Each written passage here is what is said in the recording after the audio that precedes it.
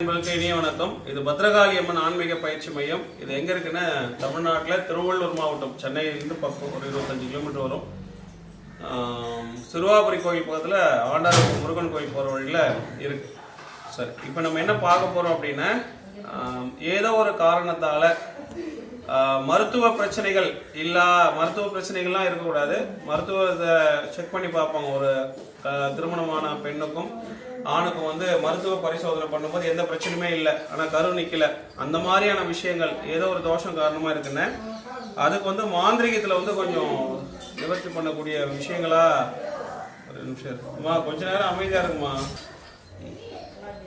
So இப்போ என்னென்னா, இந்த மாதிரி மருத்துவ ரீதியாக எந்த பிரச்சனையுமே இல்லை, 2 பேருக்குமே நல்லா தான் இருக்குது, கணவனுக்கும் மனைவிக்கும். அப்போது ஏதோ ஒரு காரணங்களால் தடைப்பட்டு நிற்குது, கர்ப்பம் தரிக்காமல் இருக்கிறாங்க அப்படின்ற பட்சத்தில் அவங்களுக்கு வந்து ரொம்ப சக்தி வாய்ந்த ஒரு தாயத்து முறை. இந்த எந்திரம் தான் அது.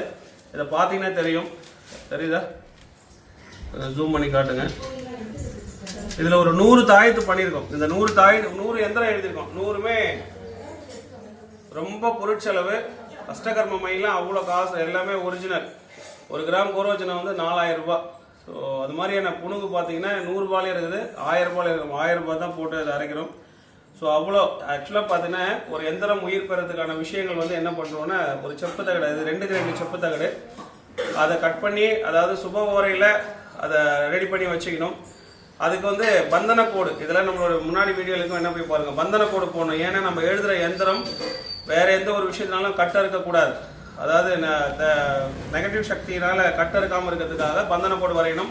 அப்புறம் உள்ள அதை கட்டம் வரைஞ்சிட்டு 16 கட்டம் வரும். அந்த 16 கட்டத்தில் சித்தர்கள் சொன்ன அந்த எண்முறைகள் அதில் நம்ம அதை எழுதணும். எழுதிட்டு முறைப்படி எலுமிச்சம்பழம் வச்சு குங்குமம் தடவி அதை சுற்றி அதை பலி கொடுக்கணும். பலி கொடுத்ததுக்கு அப்புறமா மஞ்சள் கரைசல், மஞ்சள் தண்ணியில் வந்து அதை கழுவி எடுக்கணும். அதுக்கப்புறமா வந்து பால், பன்னீர், இளநீர் 3மே சம அளவு வச்சு ஊற்றிட்டு அந்த எந்திரத்துக்கு சித்தி பண்ணணும். இந்த 100க்குமே அப்படி தான் பண்ணணும். 100 எந்திரமும் பண்ணியிருக்கோம், 100த்துக்குமே அப்படி தான் பண்ணணும். பண்ணிவிட்டு அதுக்கப்புறம் அதில் காட்டன் துணி அல்லதுன்னா இந்த பஞ்சு இருக்கு பார்த்தீங்களா, அந்த மெடிக்கலில் இருக்கும், அதை வச்சு பொறுமையாக தொடச்சி எடுத்துடணும். ஏன்னா அதில் ஈரம் இருக்கக்கூடாது. அதுக்கப்புறமா ஏன் இவ்வளோ கதையாக சொல்கிறேன்னா, ஒரு எந்திரம் ரெடி பண்ணி கொடுக்கறதுக்கான சிரமங்கள் எவ்வளோன்றதை நீங்கள் முதல்ல புரிஞ்சுக்கணும். ஏதோ ஒன்று தராங்க. ஆக்சுவலாக பார்த்தீங்கன்னா இது நம்ம இலவசமாக கொடுக்குறோம். ஏன் இலவசமாக கொடுக்குறோம் அப்படின்னா, ஒரு மனுஷனுக்கு வந்து வாழ்க்கையில் வந்து 2 விஷயங்கள் வந்து ரொம்ப முக்கியமானது. என்ன அப்படின்னா, காலகாலத்துக்கு ஒருத்தனுக்கு கல்யாணம் ஆகலை அப்படின்னா அது ஒரு பெரிய கேள்விக்குறி. ஒரு ஆண்மகன் தன்னுடைய வாழ்க்கையில் ஒரு ஒரு கரெக்டான ஒரு இடத்துக்கு வந்து நிற்கிறதுக்கே 30 வயசு ஆகிடுது. ஸோ அதில் அவன் தங்கச்சியோ அக்காங்களா இருந்தவங்களெல்லாம் கல்யாணம் பண்ணி கொடுத்து ஒரு ஸ்டேஜ் வர்றதுக்குலாம் கஷ்டமாயிடுது. ஸோ அப்படின்னு ஒரு 30 வயசு வந்துட்ட எல்லாரும் என்ன பண்ணாங்கன்னா, கிழவன் ஆகிட்டான், 30 வயசு தாண்டிடுச்சு அப்படின்ற மாதிரியான ஒரு விமர்சனங்கள். ஸோ முதல்ல அப்படி சொல்கிறத வந்து தவிர்த்துருங்க. அது அந்த வீட்டுக்குள்ளே, உங்கள் வீட்டுக்குள்ளே அந்த அக்கா அது மாதிரி நீங்கள் சொல்லுவீங்களேன்னா சொல்ல மாட்டீங்க. அது மாதிரி தான் எல்லாருமே இருப்பாங்க. ஸோ இதான் விஷயம். ஒரு காலகாலத்துக்கு ஒருத்தங்க கல்யாணம் ஆகலைன்னா அது ஒரு பெரிய கேள்விக்குறி. அதே மாதிரி கல்யாணம் ஆனதுக்கு அப்புறம் கரெக்டான டைமில் குழந்தை பிறக்கலன்னு அந்த ஆண்மகனை யாரும் கேட்கறது இல்லை. அந்த பெண்ணை வந்து எதனா விசேஷமா இந்த பரிகாரம் மண்ணு துண்ணு, யாரோ சாமிங்க சாப்பிட்டு வச்சு எச்சையை சாப்பிடு அப்படின்ற மாதிரிலாம் சொல்லி காயப்படுத்துறீங்க. தயவு செஞ்சு அப்படியும் படுத்தாதீங்க. ஸோ அந்த பெண்கள் அனுபவிக்கக்கூடிய அந்த வலி வேதனைகளை நான் கண்கூட பார்த்துருக்குறேன். அந்த மாதிரியான விமர்சனங்களை இங்கே யாரும் அது மாதிரி சொல்லாதுன்றதை இங்கே தாழ்மையாக கேட்டுக்கிறேன். சரி, ரைட். ஸோ இப்போ நம்ம என்ன பண்ண போகிறோம், ஆன்மீகமும் மாந்திரிகமும் சேர்ந்த விஷயங்களா, அதுக்கு பரிகாரங்களாக இருக்கக்கூடியது இந்த எந்திரம். ரொம்ப சக்தி வாய்ந்தது. நான் பார்த்ததுலேயே வந்து பார்த்தீங்கன்னா ரொம்ப சக்தி வாய்ந்த முறைகளை தான் நம்ம பண்ணியிருக்கிறோம். ரைட். ஸோ இதை வந்து நம்ம கோயிலில் வரவங்களுக்கு வந்து நம்ம ஃப்ரீயாக தான் கொடுக்குறோம். இதில் ஒரு 100 எந்திரம் பண்ணியிருக்கேன். இதே மாதிரி வந்து திருமண தடையாக இருக்கிறவங்க வந்து அந்த குங்குமம் அது பண்ணி கொடுத்துருக்கோம். அதுக்கு இன்னும் அடுத்த வாரம் வந்து பார்த்தீங்கன்னா தாயத்தை ரெடி பண்ண போகிறோம். ஸோ இதெல்லாம் எதுக்காக சொல்கிறோம் அப்படின்னா, பணத்தை மீறின ஒரு விஷயங்கள் இருக்குது, அதுதான் இதில் புண்ணியம் அப்படின்னு சொல்லுவாங்க. திருமணம் ஆகாதவங்களுக்கு திருமண தடை விளக்கிறதுக்கான தாயத்தும் அதுக்கான பரிகார பூஜைகளுமே இங்கே இலவசமாக பண்ணுறோம். அது மாதிரி கர்ப்பம் தரிக்காமல் இருக்கிறாங்க அப்படின்றவங்களுக்கும் நம்ம வந்து தாயத்தை வந்து ரெடி பண்ணியிருக்கோம். ஸோ தேவைப்படுறவங்க இந்த கோயிலுக்கு வந்து சாமிகிட்ட ஒரு 5 நிமிஷம் வேண்டிட்டு இது நீங்கள் வாங்கிட்டு போகலாம். இதுக்கான கட்டணங்கள் எதுவுமே கிடையாது. இது நீங்கள் தொடர்பு கொள்ள கீழே வர ஸ்க்ரீனில் பார்த்து நீங்கள் கால் பண்ணிவிட்டு நேரில் வந்து பார்த்துட்டு வாங்கிட்டு போடுங்க.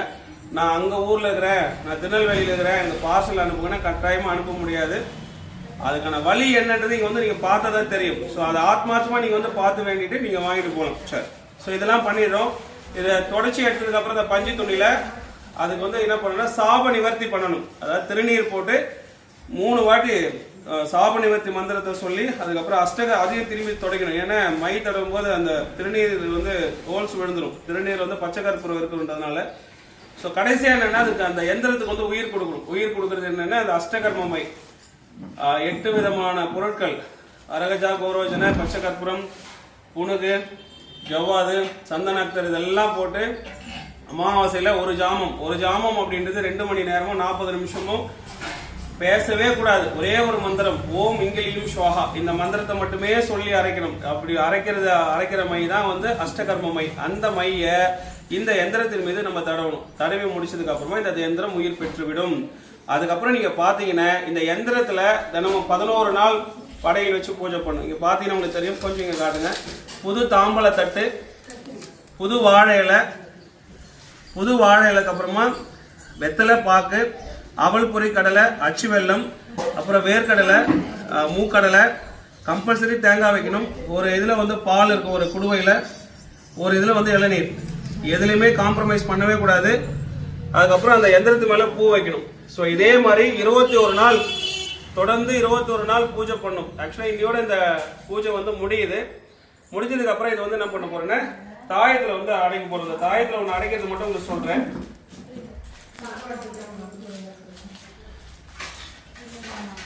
ஒரு தாயத்தை எடுத்துக்கிறோம். இந்த தாயத்தை எப்பவுமே போடும்போது ரொம்ப முக்கியமான விஷயம் ஆல்ரெடி நீங்க பார்த்துருப்பீங்க. ஒன்று மட்டும் நான் எப்படின்றது சொல்லிடுறேன். ஒரு ஷார்ட்டா சொல்றேன், டைம் நிறைய எடுத்துக்கல. இந்த தாயத்தையுமே சுத்தி பண்ணணும். என்ன பண்ணோன்னா இந்த ஊதுவத்திக்குள்ள இப்படி பண்ண இது வந்து சுத்தமாயிடும்.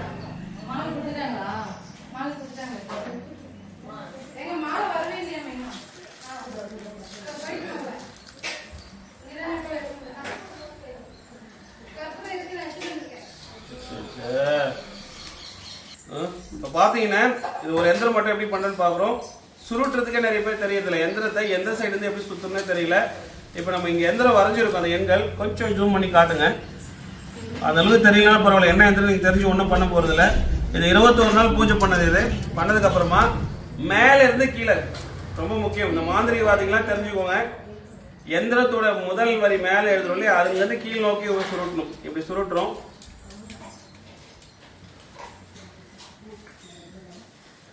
இது வந்து பார்த்தீங்கன்னா இந்த ஊதுவத்தி குச்சி வச்சு பண்ணுறது சுத்தபத்தமாக இருக்கும். சரி, இப்படி இதை பண்ணிட்டோம். இப்போ இந்த தாயத்தையுமே வந்து ஊதுவத்தி வச்சு சுத்தி பண்ணிட்டோம். இப்போ இங்கே போட்டுரும். இது வாச்சா இது முடிச்ச உடனே இந்த தாயத்தை எப்பவுமே இந்த தாயத்தை வந்து எம்டியா இருக்கக்கூடாது.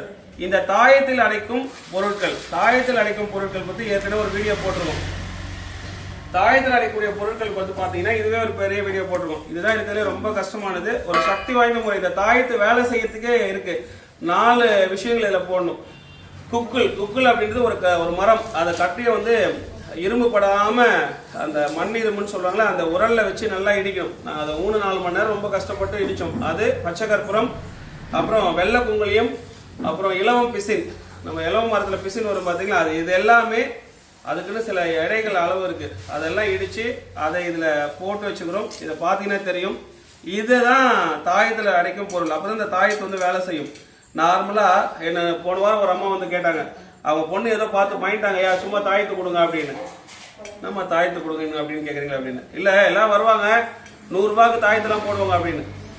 இதுவே 50 ரூபா. இது இருக்கு இல்லையா, இதுவே 50 ரூபா.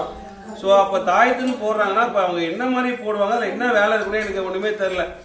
ஸோ என்னுடைய ஒரு குருநாதர், நான் கற்றுக்கிட்டதில் 2வது குருநாதர், அவர் என்ன பண்ணுவார்னு, குருநாதர்லாம் அவர் சொல்லக்கூடாது, இருந்தாலும் குருவை வந்து குறைச்சி சொல்லக்கூடாதுக்காக சொல்கிறேன். என் கண்ணெதிர நடந்த விஷயம். ஒரு தாயத்து, அந்த தாயத்தில் தொடப்பூச்சி பெருகிறாங்க இல்லையா, தென்னந்தொடப்பம், அந்த குச்சை உடைச்சு அவங்க மனைவி அது உள்ள வச்சுட்டு மூடி 1600 ரூபாய் தாயத்தை அனுப்புறாங்க. எல்லாம் ஃபோன்லேயே கொரியர். ஒரு நாளைக்கு 50-60 அனுப்புவாங்க. ஸோ இதெல்லாம் பார்த்து ரொம்ப வெறுத்து போய் தான் அந்த மாந்திரிகத்தையே கற்றுக்கிறேன். அந்த மாந்திரிகத்தில் சம்பாதிக்கிற அவசியம் எனக்கு கிடையாது. ஏன் அப்படி பொய்யா நடந்துக்கிறேன், யார் உண்மையானதை தேடி உண்மையானவங்களும் கண்டுபிடிச்சிட்டேன். ஸோ அப்படி கற்றுக்கிட்ட விஷயம் தான் இது. ஸோ அது ஏன்னா இப்போ ஒரு தாயத்தில் தொடப்பூச்சி வைக்கிறாங்களா, என்ன வைக்கிறாங்கன்னா வாங்குறவங்களுக்கு தெரியாது. ஏன்னா தாயத்தினாவே நம்ம மக்களுக்கு பயம். அது என்ன இருக்குன்றத தெரிஞ்சுக்காம வாங்கக்கூடாது. அவங்க கரெக்டான ஆளான்றதை செக் பண்ணி வாங்குங்க. சார் இப்போ இதுதான் தாயத்தில் அடைக்கிற பொருளை இது உள்ள போடணும். இந்த தாயத்தில் அடைக்கிற பொருள் போடாம செஞ்சீங்கன்னா தாயத்து வேலை செய்யாது. இதுல வேணுன்றவங்க இந்த தாயத்தில் அடைக்கிற பொருளை கேட்டு வாங்கிக்கலாம். இது யாருக்கு பயன்படும்னா இந்த மாந்திரிகம் பண்றாங்கல்ல அவங்களுக்கு தான் தேவைப்படும், இந்த தாயத்து போடுறவங்களுக்கு. இந்த தாயத்துல உள்ள அந்த எம்டி இருக்கவே கூடாது, எப்பவுமே அது ஃபுல்லா இருக்கணும். அப்பதான் அது வந்து வீரியமா வேலை செய்யும். இது எல்லாமே மூலிகை தான் சார். இப்போ இதில் போட்டுட்டோம்.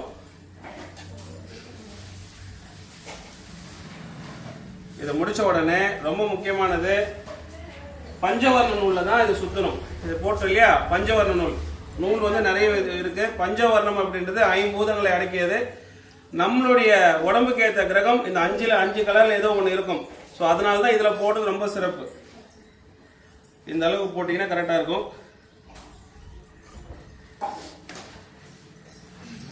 இதையுமே எதை வச்சு போடணும்னா அந்த ஊதுவத்தி குச்சி. இப்போ நம்ம எடுத்தோம் இல்லையா,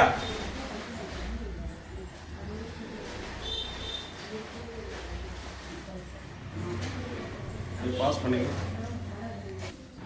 ஸோ இப்போ இது உள்ள அந்த ஊதுவத்தி குச்சியை வச்சே போட்டுட்டோம். இப்போ நிறைய பேர் பார்த்தீங்கன்னா இது எப்படி கட்டணும் கூட தெரியல.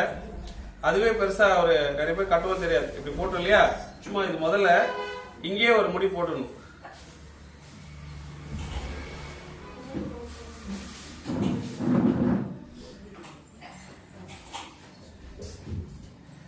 இதை போட்டு முடிச்ச உடனே இந்த சைடில் ஒன்று, இந்த சைடில் ஒன்று.